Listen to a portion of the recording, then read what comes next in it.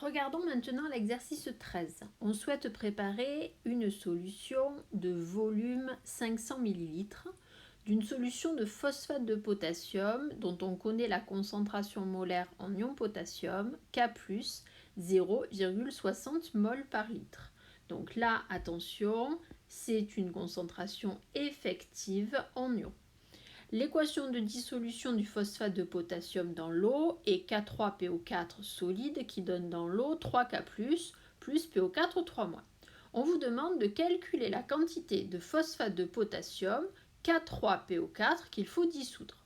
C'est-à-dire qu'on cherche la quantité de solide que l'on a introduit et on connaît la concentration des ions potassium qui sont présents dans la solution. On va donc se servir de cette indication.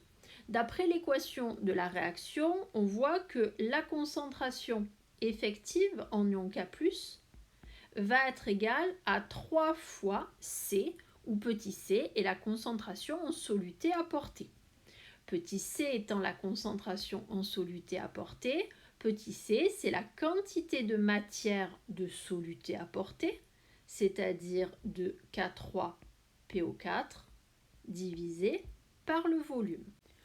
On peut donc écrire que C est égal à la concentration en K+, divisé par 3, ce qui va donner 0,60 divisé par 3, ce qui donne 0,2 mol par litre. Ensuite, on se sert de la seconde formule pour calculer la quantité de matière.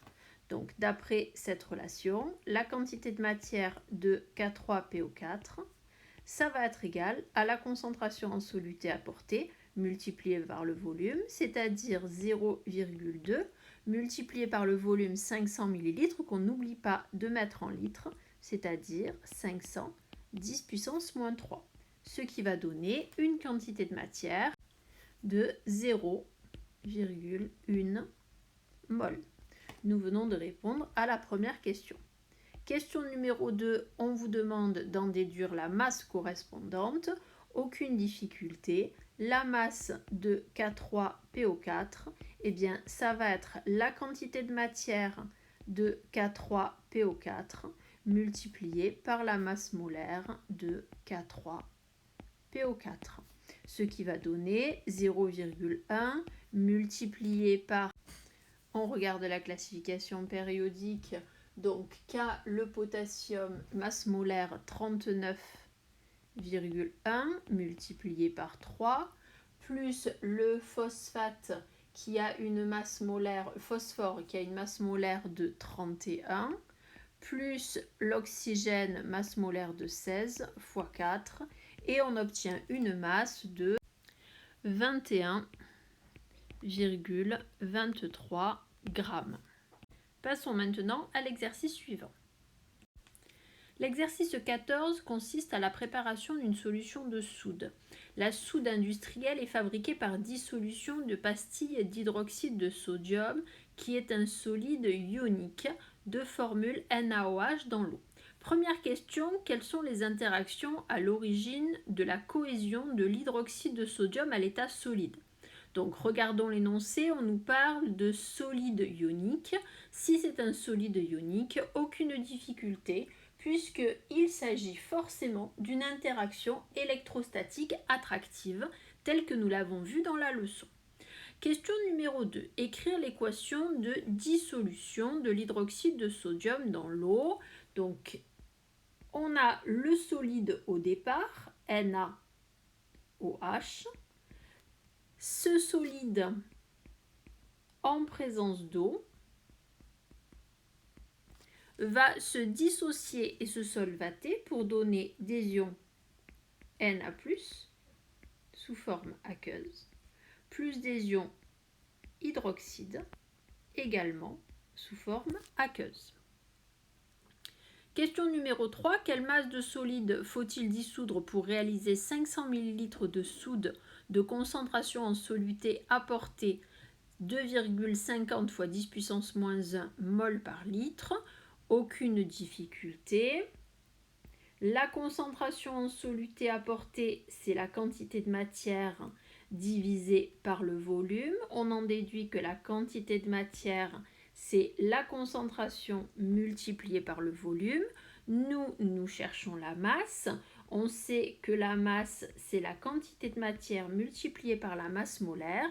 À partir de l'expression précédente qui se trouve ici, on va donc remplacer la quantité de matière de cette formule par son expression, ce qui va nous permettre d'écrire C fois V multiplié par grand M.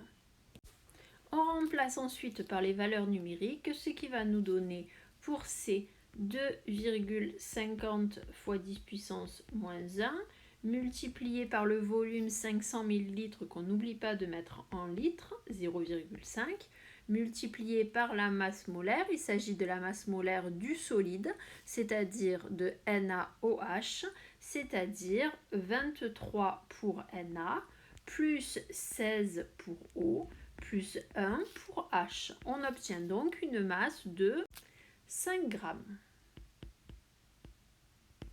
Question numéro 4. Quelle est la concentration des ions en solution? On regarde l'équation de dissolution, on voit que tous les coefficients sont égaux à 1. On peut dire que la concentration en Na+, est donc égale à petit c, est égale à 2,50 fois 10 puissance moins 1 mol par litre. De même, pour OH-, la concentration est égale à petit c, c'est-à-dire 2,50 fois 10 puissance moins 1 mol par litre. Passons maintenant à l'exercice suivant, l'exercice 15.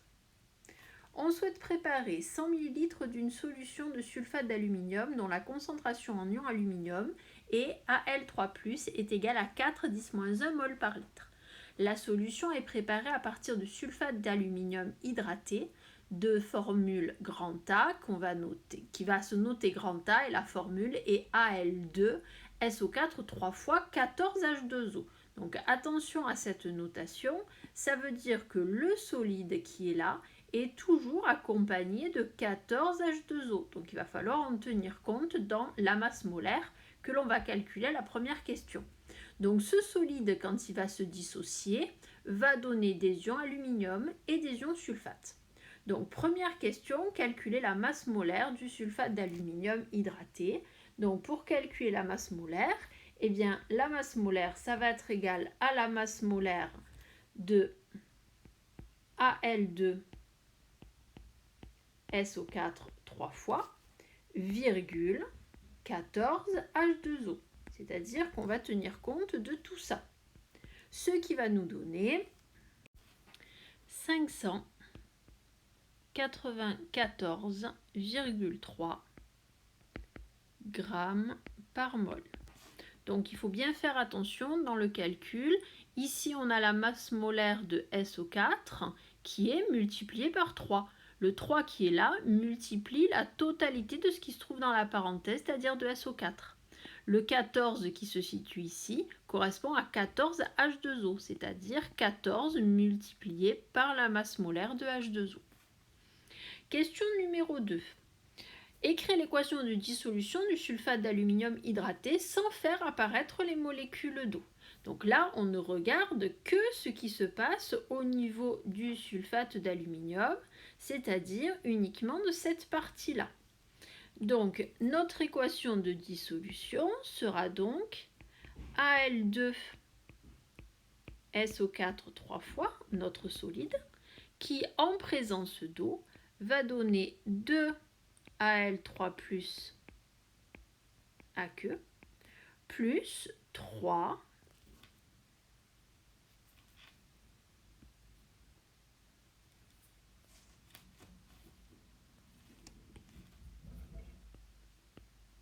SO4 de moins.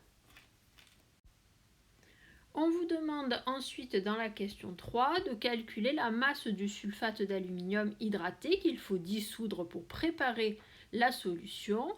Comme nous l'avions vu à l'exercice 13, on vous donne ici la concentration en aluminium, c'est-à-dire la concentration effective en ion Al3+, et on cherche la masse de soluté qu'il faut introduire. Attention, de soluté hydratée, ça veut dire qu'il faudra tenir compte de cette masse molaire-là.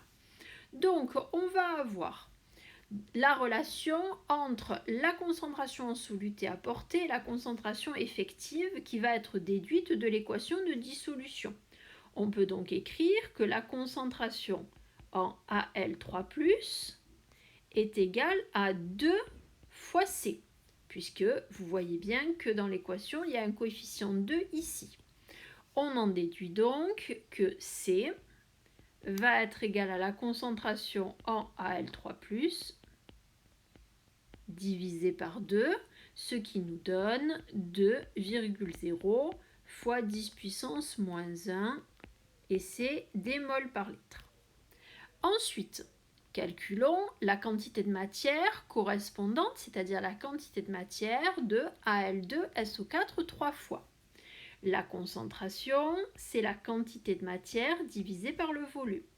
La quantité de matière, c'est donc la concentration multipliée par le volume, ce qui va nous donner 2,0 fois 10 puissance moins 1 multiplié par le volume 100 ml que l'on convertit en litres, c'est-à-dire 0,1, ce qui fait 2,0 10 puissance moins 2, et ce sont des moles puisque c'est une quantité de matière. Calculons maintenant la masse correspondante qui va être égale à la quantité de matière multipliée par la masse molaire que nous allons calculer dans la question numéro 1, c'est-à-dire 2,0 fois 10 puissance moins 2 multiplié par 594,3, ce qui va nous donner 11,89 grammes. Voilà pour cet exercice 15. Exercice 16, on prépare à 20 degrés 100 ml d'une solution saturée d'alun de potassium de formule KAlSO4 2 fois 12H2O. Dans les documents 1, on nous donne la solubilité de l'alun de potassium et qu'est-ce que c'est que la solubilité d'une espèce chimique.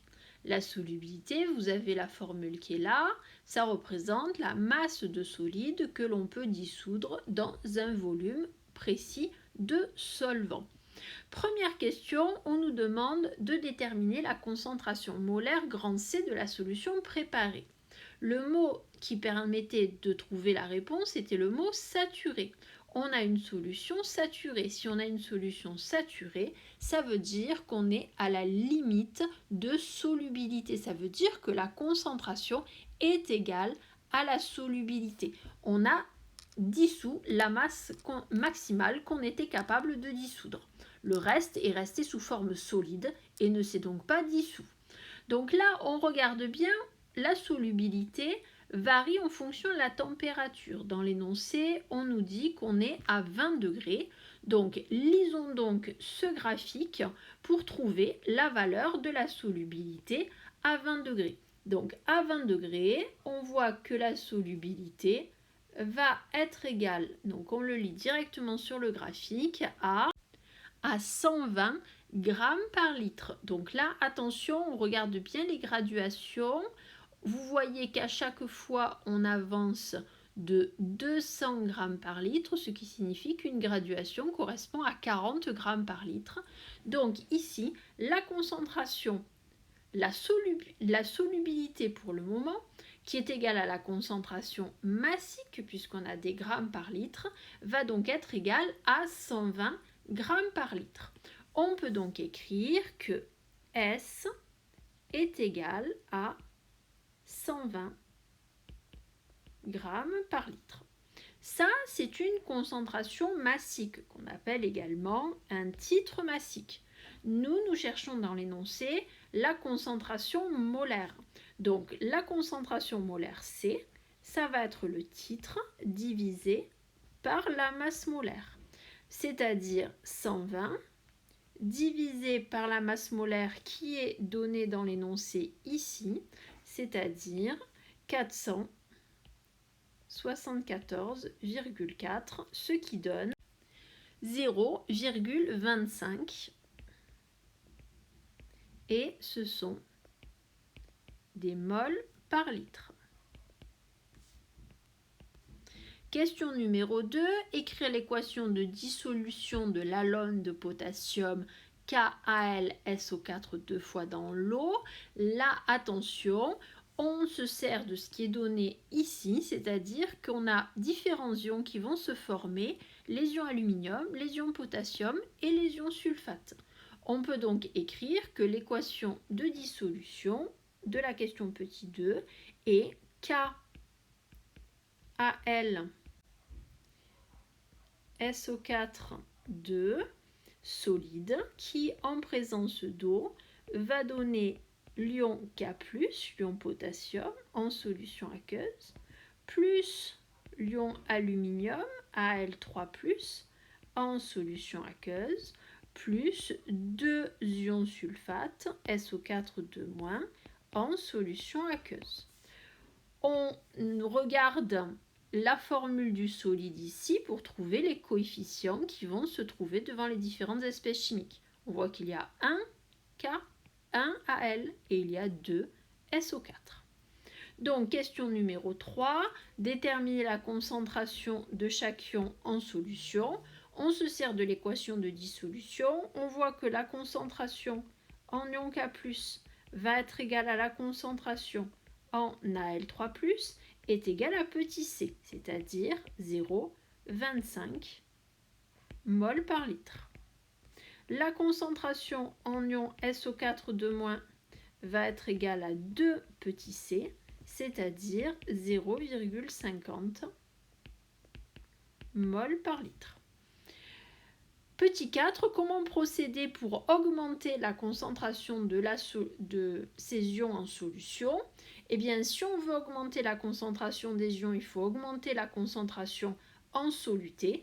Et donc, on se sert du document 1 et on voit que la solubilité va augmenter avec la température. Donc, il va suffire de chauffer notre solution pour pouvoir dissoudre plus de soluté et donc avoir des ions plus concentrés dans la solution.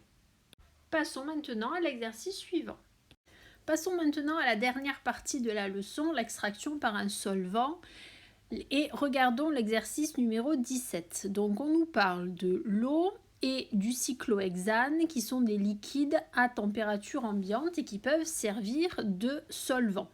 Premièrement, justifier que l'eau est un solvant polaire. Il faut donc vous rappeler que la molécule d'eau est une molécule coudée qui a une grande différence d'électronégativité entre l'oxygène et l'hydrogène, ce qui va créer une molécule qui est polaire. Donc si l'eau est une molécule polaire, c'est également un solvant polaire. Le cyclohexane, par contre, C6H12, est constitué uniquement d'atomes de carbone et d'atomes d'hydrogène.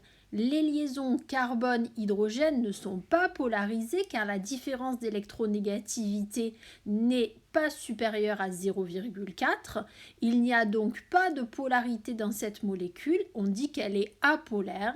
C'est pourquoi le cyclohexane va être un solvant apolaire.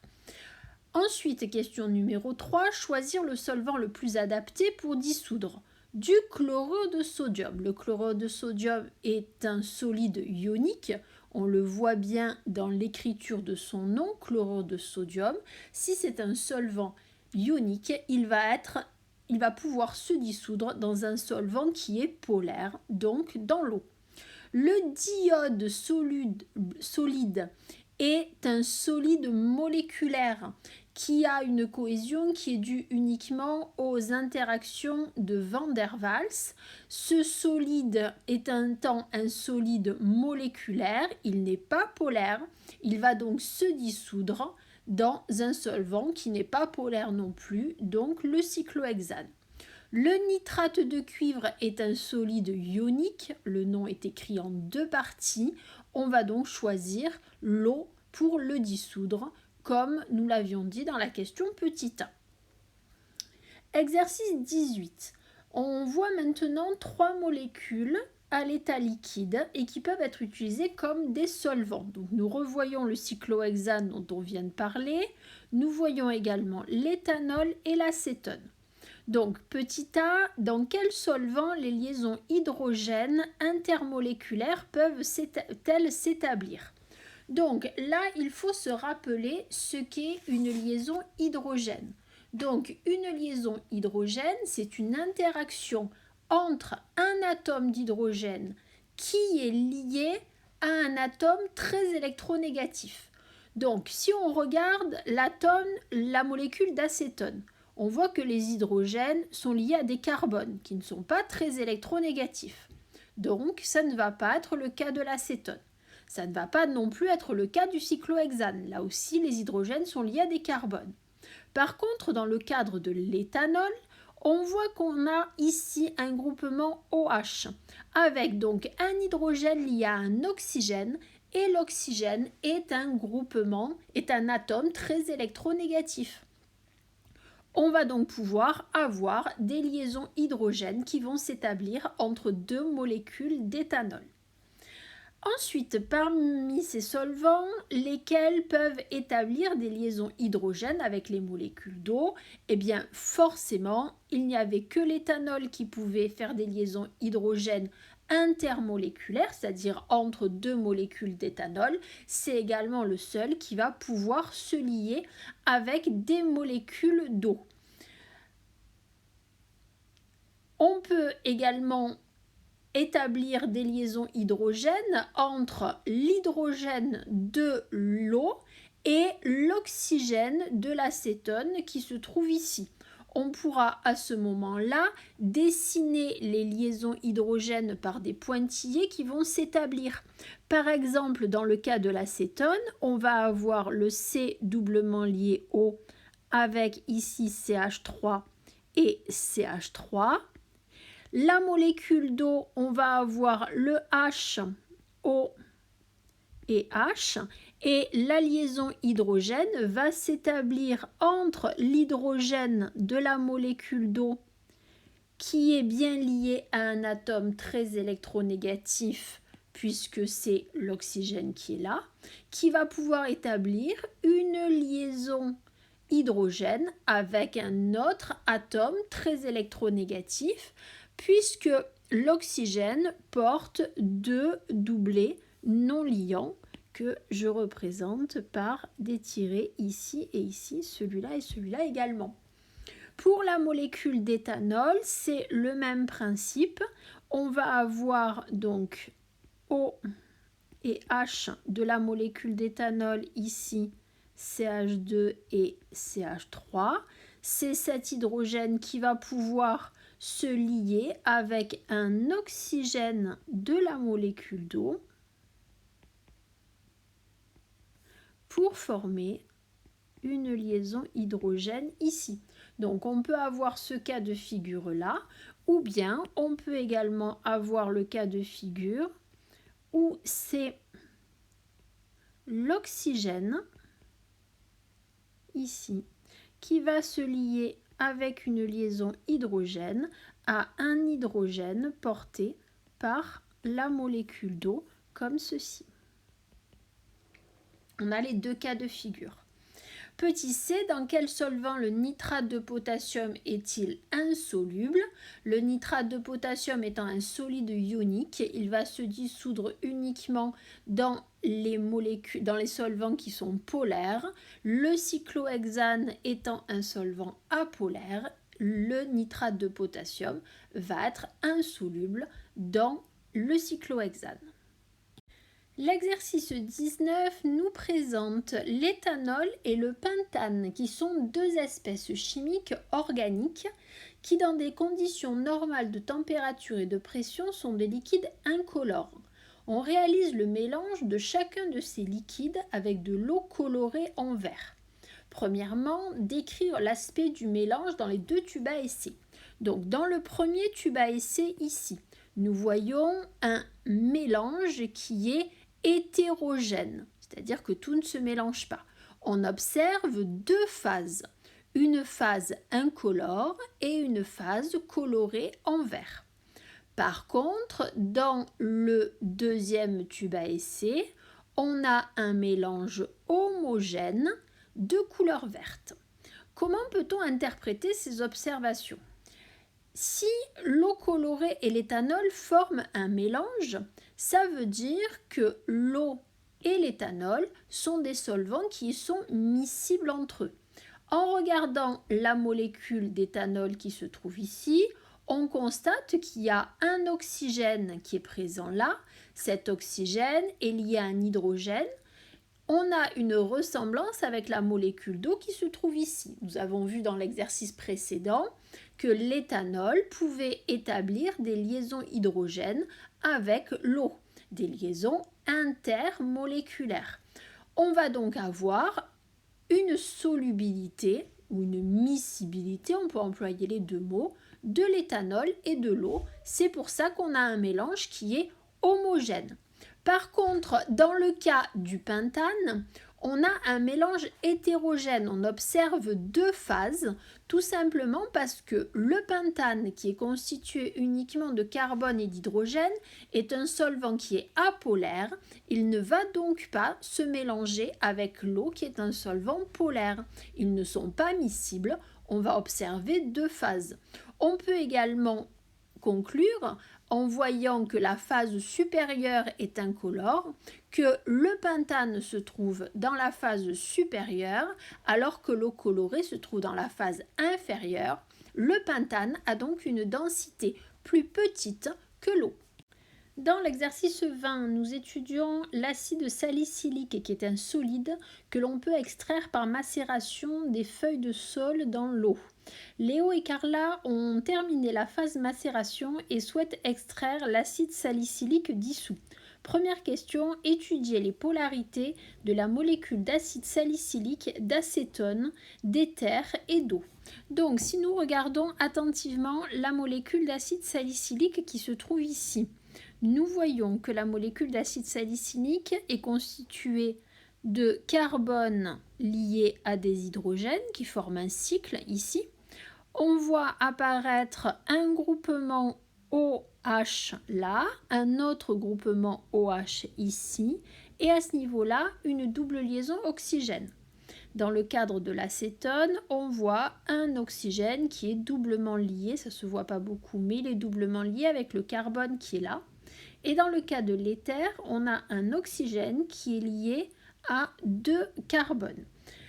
Donc, étudier les polarités des molécules d'acide salicylique, d'acétone et l'eau.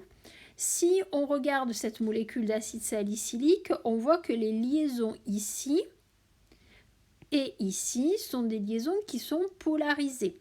On va avoir une charge delta- pour les atomes d'oxygène, une charge delta plus pour les atomes d'hydrogène. On voit bien que les delta plus ne vont pas être confondus avec les centres des delta moins, donc la molécule d'acide salicylique est une molécule polaire. Dans le cas de l'acétone, on va avoir ici la molécule d'acétone, l'oxygène delta-, l'hydrogène, le carbone delta+. C'est la seule partie de la molécule qui est polarisée. Le centre des charges positives est donc différent de celui des charges négatives. On a une molécule qui est également polaire. Même chose pour l'éther. On a ici l'oxygène qui porte une charge delta-, les carbones ici et ici qui portent une charge delta+. Le milieu des deux charges delta+ va donc se situer à ce niveau-là, ce qui est différent du milieu des delta-. La molécule d'éther est donc également une molécule polaire.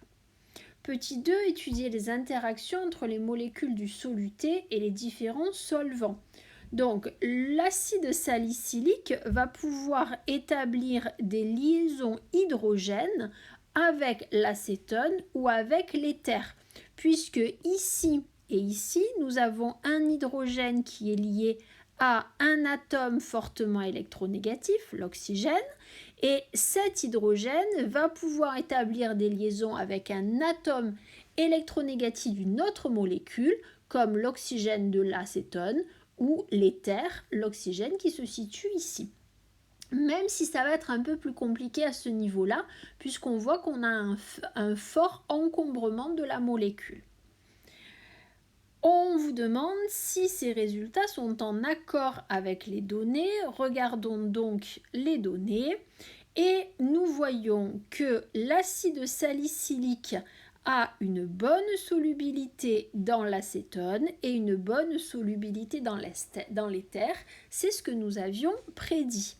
En utilisant les données, choisir le solvant à utiliser pour extraire l'acide salicylique de la solution aqueuse. Eh bien, pour choisir un solvant, il faut donc que l'acide salicylique que l'on cherche à extraire soit plus soluble dans le solvant que dans l'eau. Ça va être le cas pour l'acétone et pour l'éther. Par contre, le solvant choisi ne doit pas être miscible avec le solvant de départ, c'est-à-dire avec l'eau. Or, nous voyons que l'acétone est miscible dans l'eau.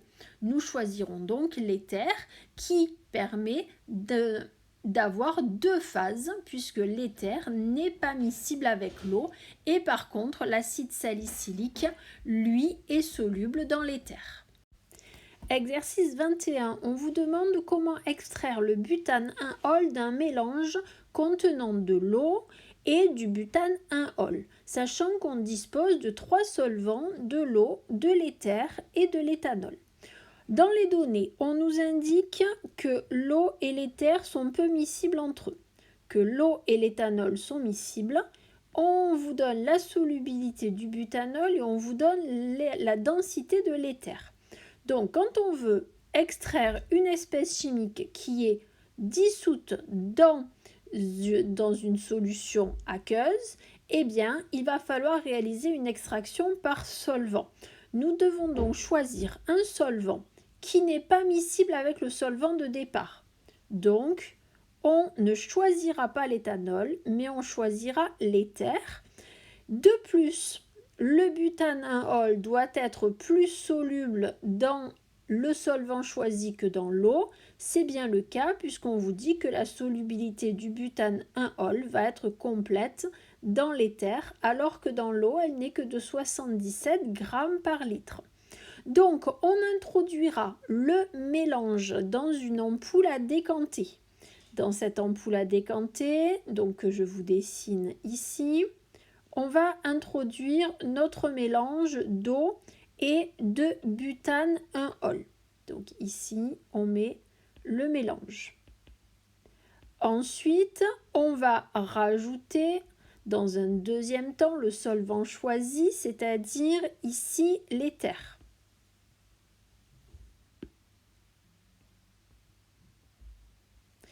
Ensuite, on va mélanger énergiquement et ensuite on va laisser reposer.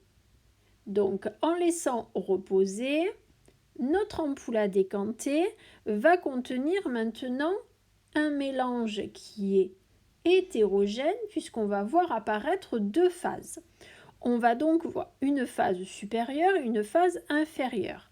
La phase inférieure est constituée du solvant le plus dense. La phase supérieure du solvant le moins dense. Le butane 1-ol n'est que l'espèce dissoute, c'est donc pas sa densité que l'on va regarder. Donc, si je compare les densités des solvants, la densité de l'eau, nous le savons, c'est 1. La densité de l'éther, c'est 0,71. Ce qui signifie que le solvant le plus dense est l'eau, qui va donc se trouver ici, et le solvant le moins dense est l'éther, qui va donc se trouver à ce niveau-là. Le butane 1-ol, lui, est passé de l'eau vers l'éther, puisqu'on a réalisé une extraction par solvant. Nous allons donc le retrouver ici. Pour pouvoir récupérer le butane 1-ol, il suffira donc d'ouvrir le robinet de l'ampoule à décanter, de récupérer en premier la phase aqueuse, celle contenant l'eau, puis s'arrêter pile à la surface de séparation des deux phases à ce niveau-là, et ensuite dans un autre bécher faire couler le mélange éther-butane 1-ol. L'exercice 22 est du même style. On a de l'eau iodée qui est un mélange d'eau et d'iodure de potassium et de d'iode dissous que l'on utilise par exemple pour montrer la présence d'amidon.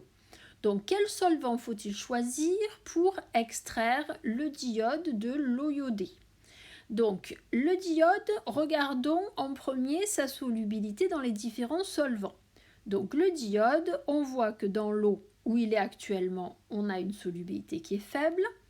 On a une très bonne solubilité dans le cyclohexane et dans l'éthanol. Les deux solvants qui sont là peuvent donc correspondre par rapport à la solubilité du diode. Par contre, le solvant choisi ne doit pas être miscible avec l'eau.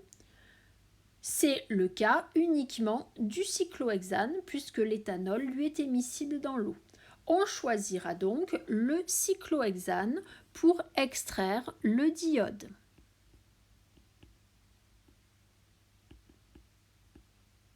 Pour deux raisons, car il n'est pas miscible avec l'eau et car le diode est plus soluble dans le cyclohexane que dans l'eau. On vous demande ensuite donc de dessiner l'ampoule à décanter en précisant la composition des phases, donc avant agitation, et ensuite nous compléterons avec ce qui se passe après agitation.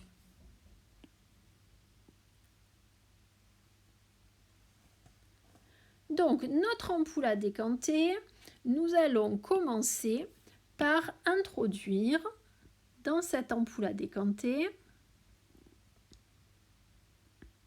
nous allons introduire en premier 50 ml d'eau iodée avec 20 ml de solvant choisi. On n'a pas agité, donc ça veut dire que le diode va rester dans le solvant de départ, c'est-à-dire dans l'eau. Pour savoir qui va se trouver à quel endroit, puisqu'on n'a pas tout mis en même temps, nous regardons les densités des deux solvants. Nous voyons que l'eau a une densité de 1, le cyclohexane de 0,779. On en déduit que la phase supérieure va être constituée du cyclohexane.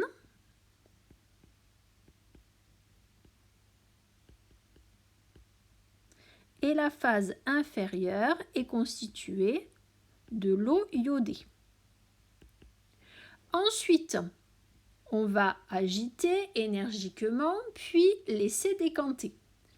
Et à ce moment-là, on va observer notre ampoule à décanter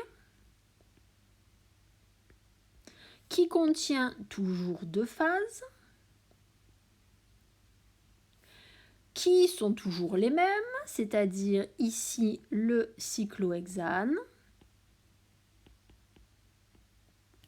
et ici l'eau. Par contre, le diode, cette fois-ci, est présent avec le cyclohexane, puisqu'il a été extrait de l'eau par le cyclohexane. Dans cet exercice, nous parlons de l'acide benzoïque, qui est un conservateur utilisé dans des solvants, par exemple. Donc, on vous donne dans un premier document des renseignements sur l'acide benzoïque, sur son utilisation.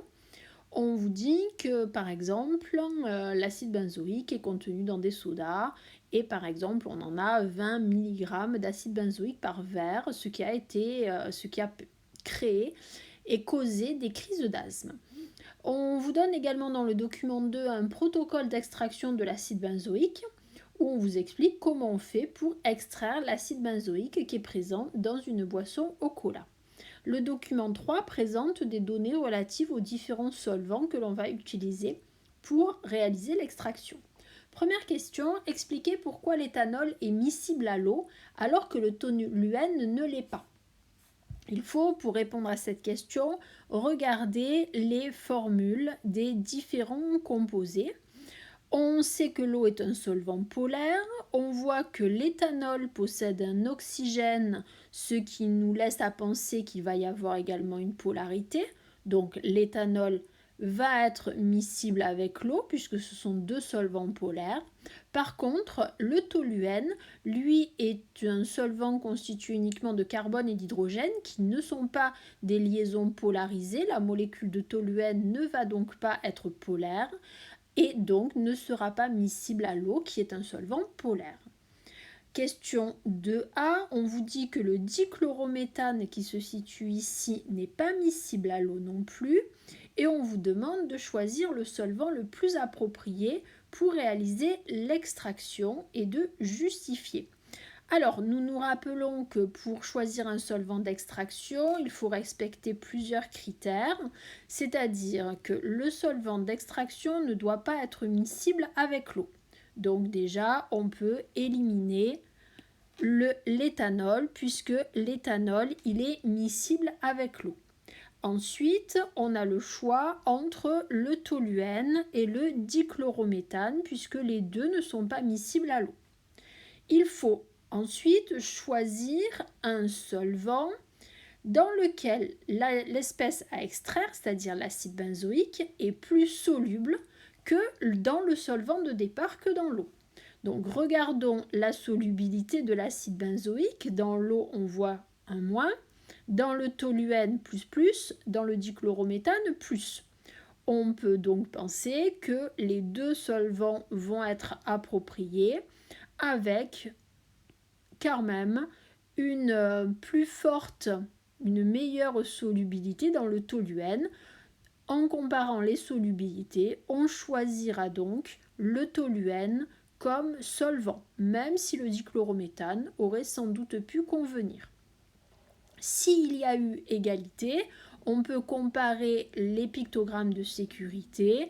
Les pictogrammes de sécurité, vous voyez, sont quasiment équivalents puisqu'on a deux produits qui sont dangereux pour la santé. Le toluène est également inflammable. Il faudra juste donc faire attention à se placer loin d'une flamme.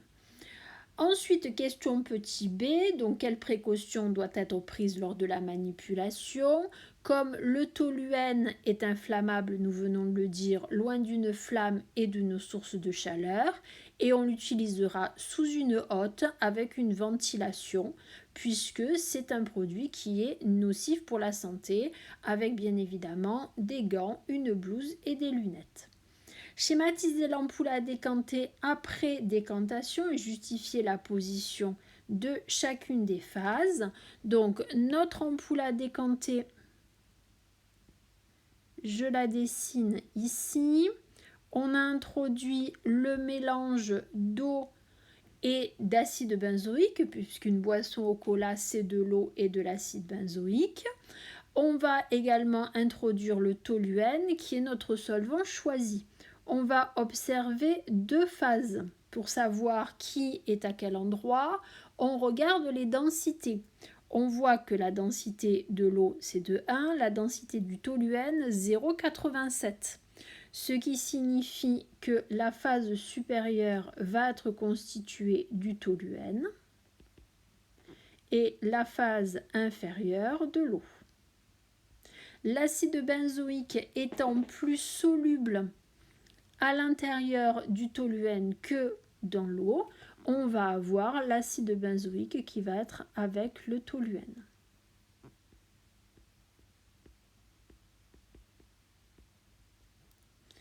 Notre boisson au cola va donc, on a réussi à en extraire l'acide benzoïque. On nous dit ensuite, petit 4, après évaporation du solvant organique, on obtient 0,050 g d'acide benzoïque. Comparez cette valeur à celle donnée dans le document 1. Donc ça veut dire que 100 ml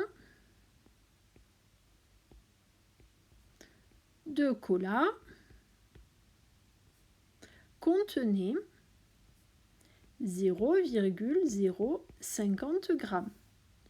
Nous voulons savoir combien il y a de cola dans un verre, c'est-à-dire dans 25 centilitres. 25 centilitres, c'est 250 millilitres. Nous réalisons donc une proportionnalité.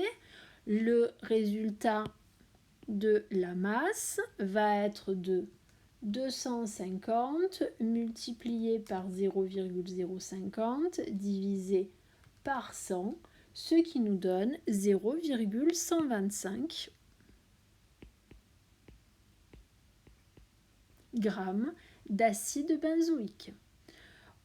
On va donc avoir 0,125 g d'acide benzoïque dans un grand verre de coca. Et donc, on voit donc qu'un verre de coca, de la boisson au cola qui a été utilisée, contient beaucoup plus d'acide benzoïque que la quantité qui a suffi pour déclencher une crise d'asthme qui était uniquement de 20 mg et nous avons 0,125 g, ce qui correspond à 125 mg. Donc, un verre de boisson au cola peut bien être à l'origine d'intolérance, d'asthme, d'urticaire ou autre.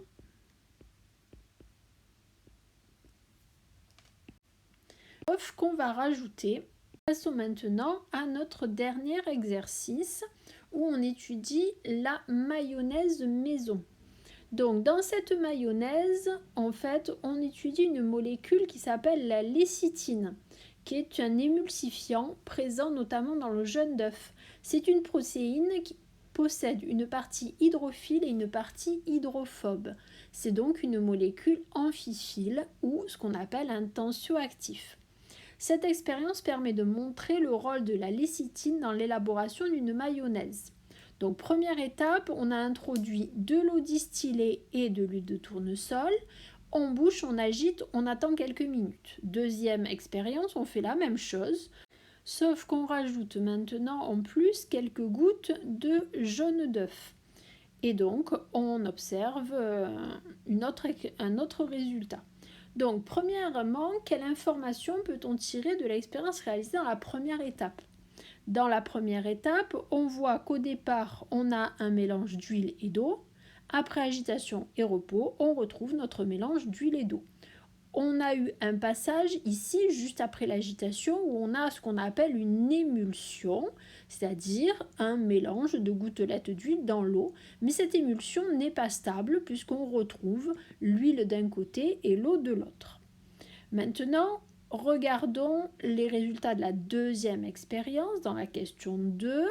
On observe donc l'émulsion, la même que celle-là. Par contre, après 30 minutes, on voit que l'émulsion est toujours présente. L'huile ne se sépare pas de l'eau.